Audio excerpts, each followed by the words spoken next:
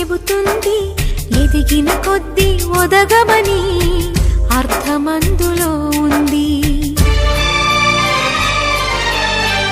అపజయాలు కలిగిన చోటే గెలుపు పిలుపు వినిపిస్తుంది, ఆకులన్నీ రాలిన చోటే కొత్త చిగురు కనిపిస్తుంది.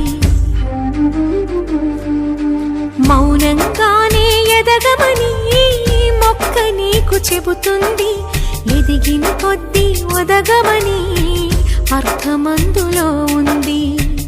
అపజయాలు కలిగిన చోటే గెలుపు పిలుపు వినిపిస్తుంది, ఆకులన్నీ రాలిన చోటే కొత్త చిగురు కనిపిస్తుంది.